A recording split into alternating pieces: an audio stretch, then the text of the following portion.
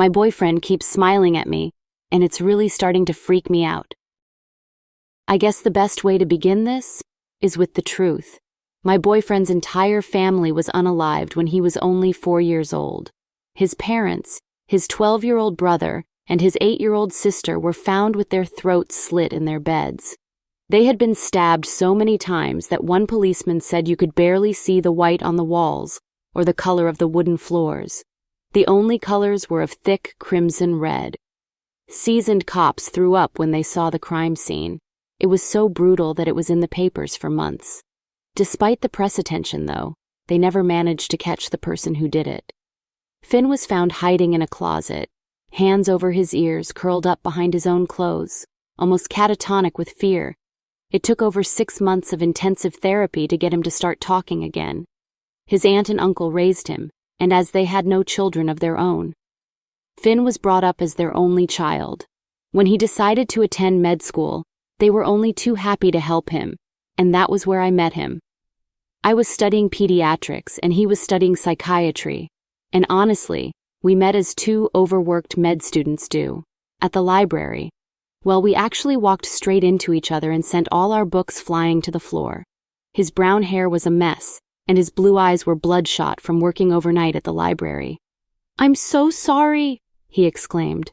I shook my head. "It's my fault. I should have watched where I was going." He helped me to my feet and asked to buy me a coffee as an apology. I accepted because I thought he was cute. A coffee turned into dinner, and soon, we were living off campus in an apartment together. It took him a long time to tell me about his family's deaths. He said it was because of the morbid fascination people had in him after. Either that or pity, and he wanted neither from me. Honestly, I was in love with Finn by now. He was gentle and clever and funny and seemed deeply well-adjusted for what he had gone through. Of course I felt awful for him, but I didn't pity him, and the idea of him losing his family so brutally made me sick. He told me he never wanted to speak about it. I fully respected that. And you know what? We were happy. Really happy. Sometimes I think we were too happy, and that was why it all went away. Then the 20th anniversary of his parents' case happened. The reporters found us so fast. They camped out in front of the apartment building and outside the university. It felt like they were everywhere we went. Finn refused to speak to them, of course.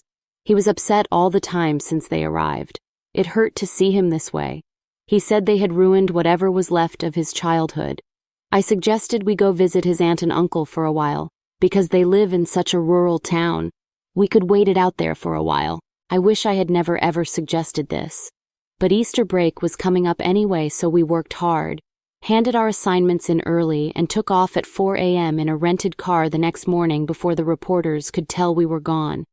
Finn's uncle and aunt's town, a tiny place called Oakley, was in Virginia, and it was an 8-hour drive there.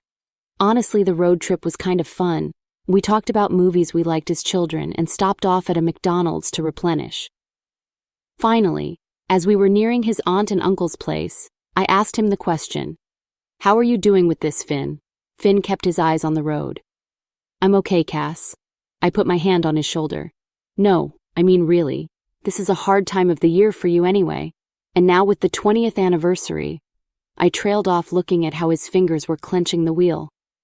"I'm fine," he said through gritted teeth, then relaxed a bit. "I'm sorry. I'm fine. I just need some peace." I didn't ask anything more. Trauma was a strange beast, and I knew that I could never ever understand what Finn was going through. When we pulled into the driveway, I looked up at the house with a small jolt. It was a massive Victorian home, and something about the dark arches and the strange tower at the very top of the house gave me a cold chill. That's when I sensed it, something that made the hair at the back of my neck stand up. I turned to see Finn smiling at me. Except, it wasn't a smile. It stretched so far across his face that it was more of a grimace. His eyes were wide open and made his face look grotesque. "Finn," I said loudly, my heart pounding. "What are you doing?" Within seconds, the smile was gone, and he looked at me confused. As he opened his mouth to answer, though, an older woman in a blue cardigan and her graying hair loose around her shoulders came out of the house to welcome us. Finn's proper smile, His easy smile that I loved flashed in her direction. "Hi, Aunt May." He jumped out of the car and gave her a warm hug. Aunt May had twinkling blue eyes like Finn and an infectious sort of jolliness. "My dear, dear boy. And you must be Cassie. Finn had told me so much about you." She gave me a hug and smiled. "It's so good to have you both home. Come along." As we walked into the house behind her, I noticed how close we were to the forest. It started a few hundred yards from the side of the house, and as the breeze sighed softly through the trees, I could have sworn I saw a figure in between the trees. I was in the bathroom brushing my teeth. The house was much cheerier on the inside than it was on the outside, and Fred and May were so nice. We had a lovely meal with them. Finn was down the hall reading in bed, some old comic he had found in his room. As I spat out my toothpaste, I rinsed my mouth and rose to look in the mirror, and nearly screamed. Finn was standing right behind me, that same grotesque smile spread across his face, his eyes so wide they terrified me. "Finn. Finn." I turned and smacked his shoulder. "What the hell, stop it." Finn kept smiling, and I got even angrier and left him in the bathroom, switching the light off. "Come to bed, you weirdo." He just stood there in the dark, still smiling creepily into the mirror. I could see him watching me in the reflection. A shudder ran down my spine as I walked into the room we were sleeping in. When he finally came into sleep, I turned to him in bed. "Stop trying to freak me out." He frowned at me. "What?" "Stop it with the creepy smiles." "What creepy smiles?" I groaned in annoyance, then stopped. Maybe this was his way of dealing with what happened to his family. Maybe playing pranks on me was helping him feel better. Having rationalized it and feeling a bit better, I switched off my bedside light and fell asleep. I awoke to the sound of the door creaking open. When I opened my eyes, I caught sight of his white t-shirt as Finn walked out of the room. It was still dark out.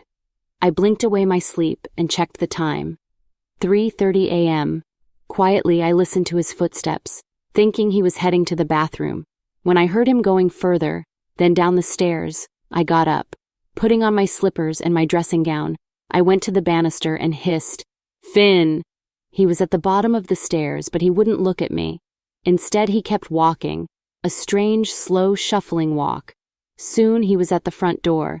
I moved as quickly and quietly as I could, but he had already opened the front door and walked outside into the slightly misty night. "Finn!" I was extremely annoyed now and grabbed my coat from the coat rack and my sneakers. By the time I had got everything on, he had already reached the forest line. He turned and my blood ran cold. There it was, that bone-chilling smile again. What the heck was he playing at? He disappeared into the forest, and I raced after him. "Finn!" I called out as I got to the forest line. My eyes darted between the trees trying to see where he had gone. No response. That's when I started hearing the humming. It was low and slightly creepy, but it sounded like him, and I wasn't going to leave this forest without him. I pulled out my phone and put on the flashlight so that I could see where I was going as the leaves crunched under my feet. In the distance, just beyond the light, I thought I saw him. "Finn, come back!" I yelled at the figure. And then the figure began to run, and I mean sprint away from me. I chased him through the woods. I was starting to lose my breath quite quickly, and there was already a stitch in my side, but I wouldn't stop running. All those late-night coffees and take-out studying were catching up to me. Finally, the figure stopped. I stopped behind him. "We have to go back," I told him breathlessly as I leaned against a tree.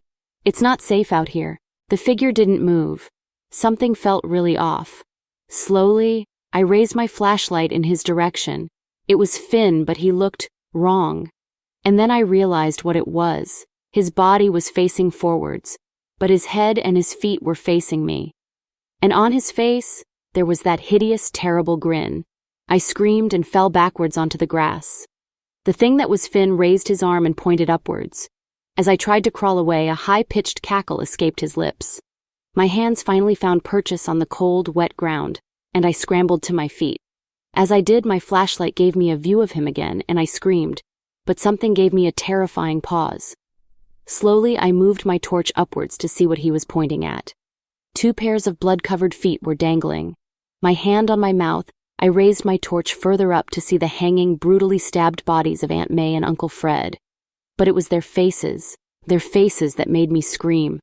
On both their faces I saw it, that same blood-curdling grin. I opened my mouth to scream, but to my horror so did the thing that was Finn. He let out an unearthly, high-pitched scream that seemed to last forever. I didn't wait for any more. I raced away from the scene to the house. I swear I could hear Finn's footsteps behind me. I ran and ran, but found myself tripping face first over a root. I screeched as I fell, my fear telling me I was doomed, that he was going to catch me, that a sharp pain went through my head as I hit the ground. I blacked out. I woke up the next morning in bed, in the house. A headache slammed into me. As I tried to sit up, a familiar voice said, Hey, slow down." A gentle hand pushed me back till my head was back on the pillow. May's face came into view, concern etched all over it. "You fell down the stairs in the middle of the night," she said. Wait, but she was dead.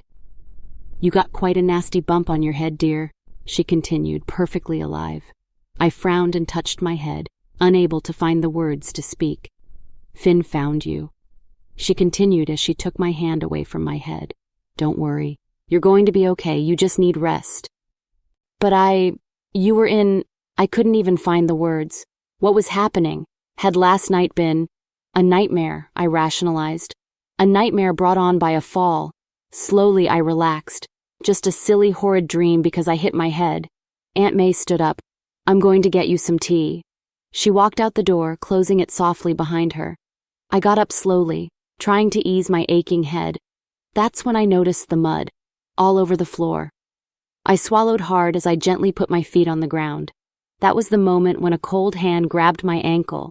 Too terrified to scream, I looked down to see Finn's head poke out from under the bed. He slowly turned to look at me, and smiled that same grotesque, hideous smile.